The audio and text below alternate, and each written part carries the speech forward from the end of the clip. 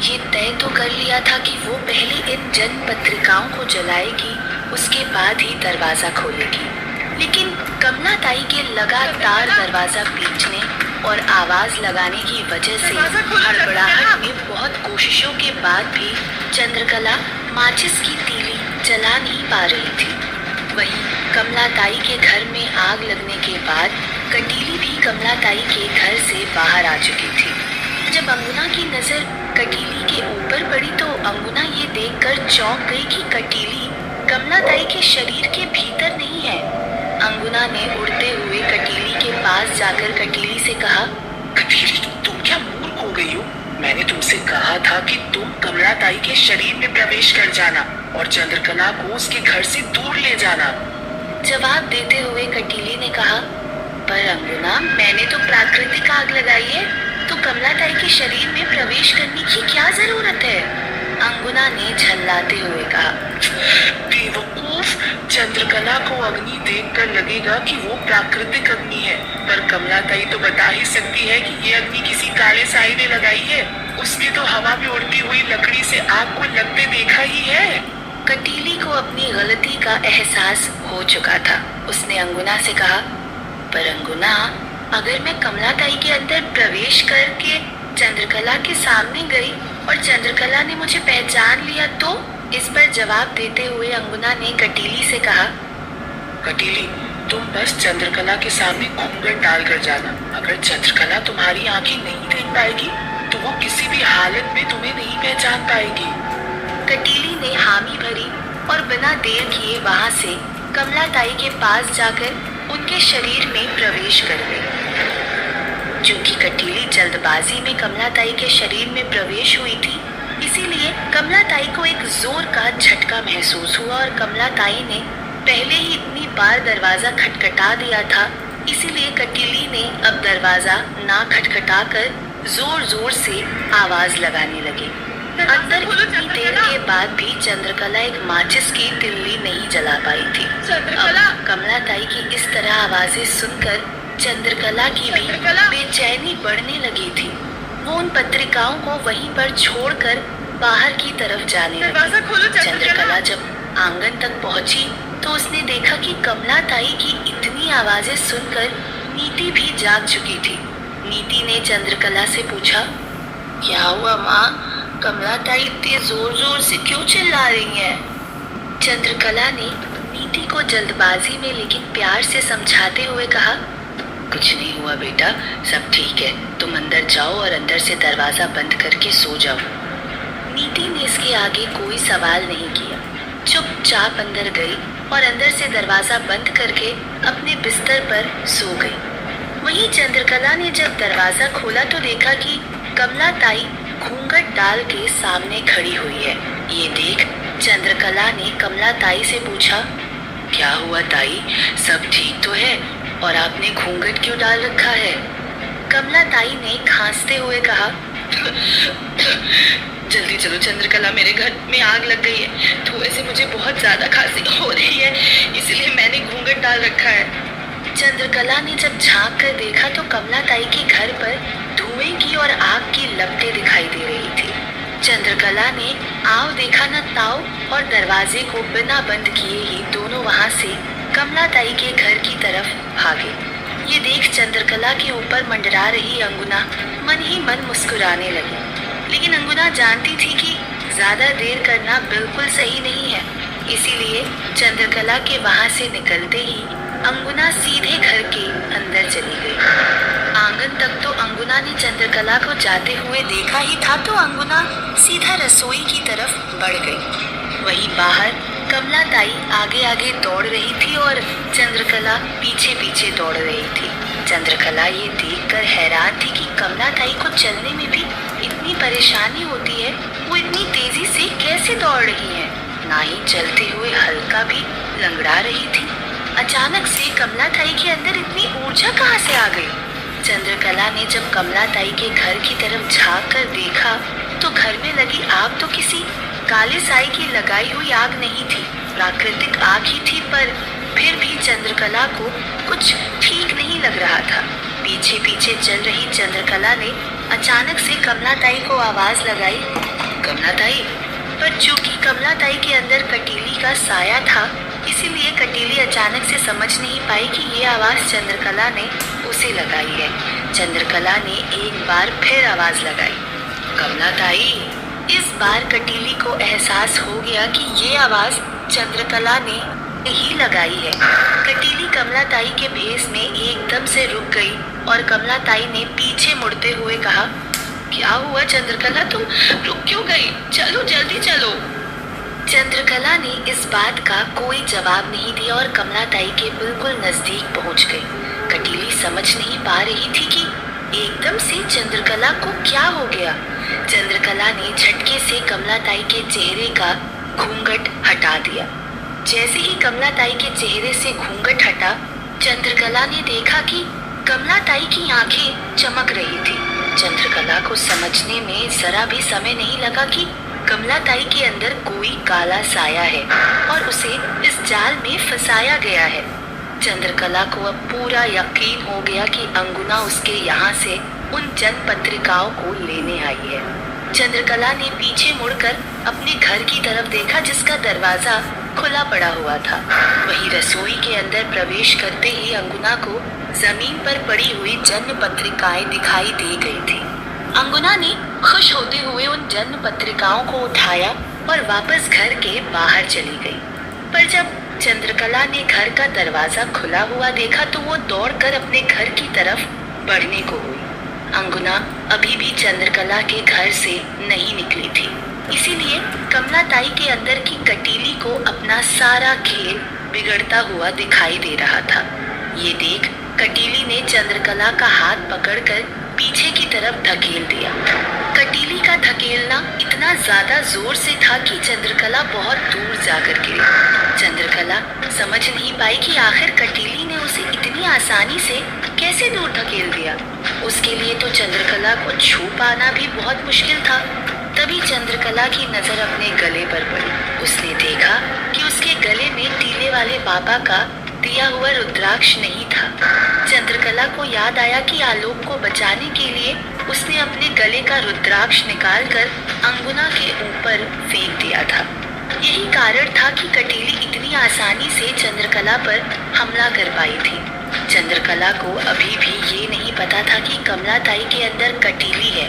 उसे तो यही लग रहा था कि एक अकेली अंगुना ही आई है जो कमलाताई के अंदर है। पर जैसे ही वो वहाँ से उठकर अपने घर की तरफ जाने को हुई तो उसने देखा कि अंगुना उन जन्म पत्रिकाओं को लेकर घर से बाहर निकल रही थी। ये देखते ही चंद्रकला चौंक गई। उसे समझ नहीं आया कि आखिर वो करे तो करे क्या। वहीं अंगुना अब जल्द से जल्द वहाँ से निकलना चाहती थी, इसीलिए बिना चंद्रकला को कुछ कहे अंगुना वहाँ से अपनी दुनिया की तरफ जाने के लिए कहा और कटीली को भी वहाँ से निकलने के लिए कह दिया। चंद्रकला का ध्यान भटकाने के लिए कटीली कमलाताई को अपने साथ हवा में उड़ा ले गई और करीब 8-10 फीट ऊपर ले जाकर कमलाताई के शरीर को छोड़ दिया। कटीली के शरीर छोड़ते ही कमलाताई का संतुलन बिगड़ गया और वो नीचे जमीन पर गिर पड़ा। ये देख चंद्रकला दौड़कर कमलाताई की तरफ भागी। चंद्रकला ने जाकर देखा कि कमलाताई जमीन पर गिरते ही बेहोश हो चुकी थी। एक तरफ कमलाताई के घर में आग लगी हुई थी, दूसरी तरफ कमलाताई बेहोश पड़ी हुई थी और तीसरी तरफ अंगुना जन्म पत्रिकाएं लेकर जा रही थी। इन सब में चंद्रकला इतनी ज्यादा उलझ चुकी थी कि उसे समझ नहीं आ रहा था कि वो आखिर करे तो करे क्या। पर इस वक्त सबसे ज्यादा जरूरी अंगुना को पत्रिकाओं को ले जाने से रोकना था। लेकिन अंगुना अब तक काफी दूर जा चुकी थी। चंद्रकला ने अपने विवेक का इस्तेमाल किया और दिमाग के घोड़े दौड़ाने लगी। उसने इधर उधर नजर दौड़ाई, तभी उसकी नजर पास पड़ी एक लकड़ी के ऊपर गई। चंद्रकला ने उस लकड़ी को उठाया और कमलाताई के घर के ऊपर से होते हुए उसे अंगुना की तरफ जोर से फेंक दिया।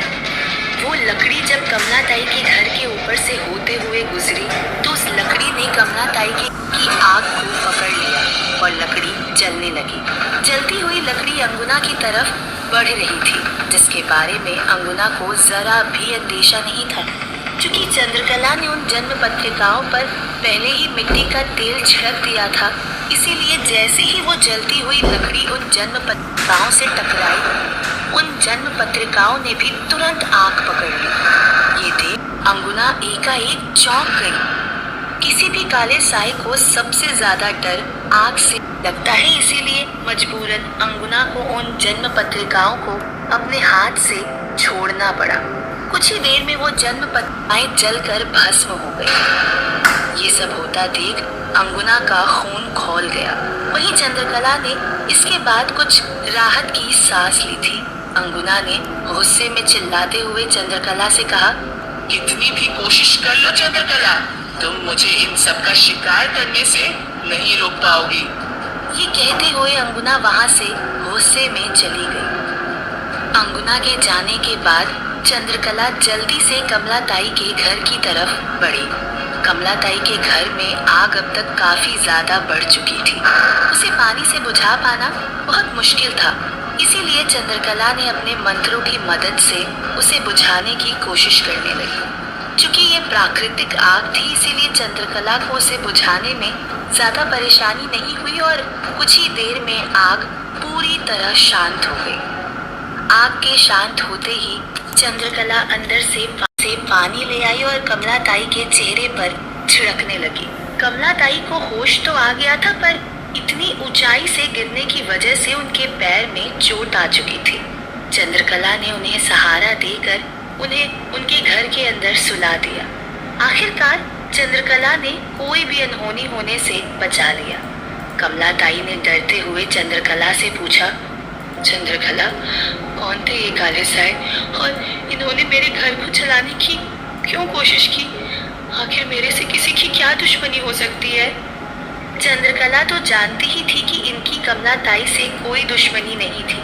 चंद्रकला ने बिना कोई सच्चाई छुपाए कमलाताई से कहा, ताई, इन काले सायों की आपसे कोई दुश्मनी नहीं है। मेरे पास कुछ पत्रिकाएं थी, अंगुना उन्हें हासिल करना चाहती। इसे कहा, ताई, इन काले सायों की आपसे कोई दुश्मनी नहीं है।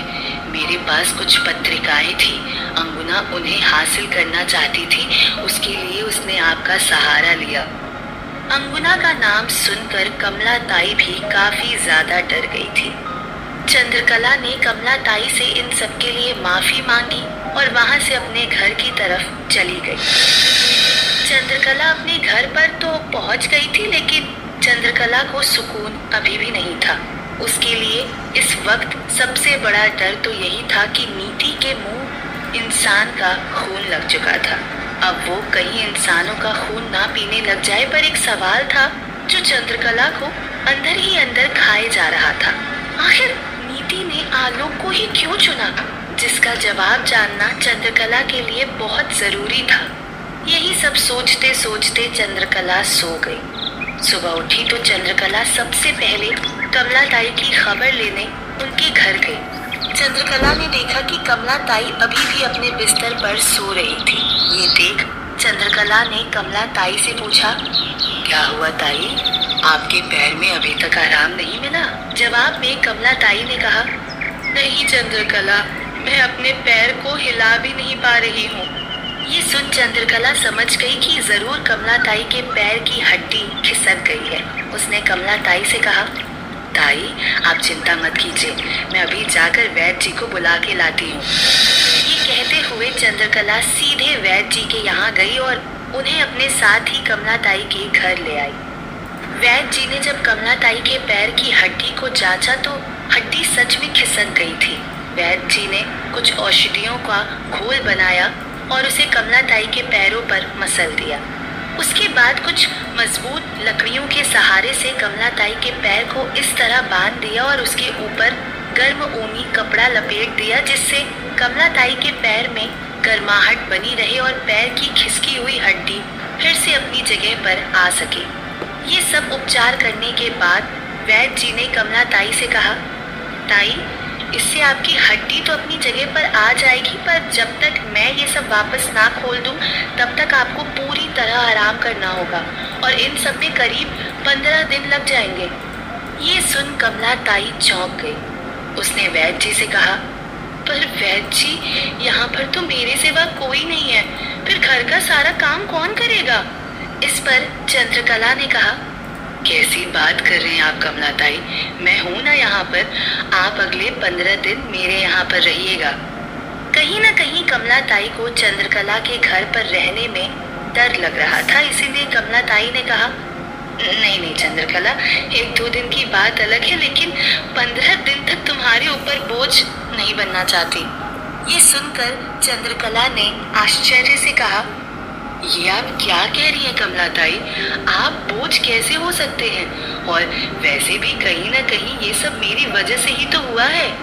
वैद्य जी जो ये सब सुन रहे थे, उन्होंने चंद्रकला की बात को बीच में ही काटते हुए कहा, चंद्रकला, क्यों ना कमलाताई अपने बेटे और बहू को यहाँ पर बुला ले। अपने बेटे और बहू के बारे में सुनते ही कमलाताई का चेहरा उतर गया।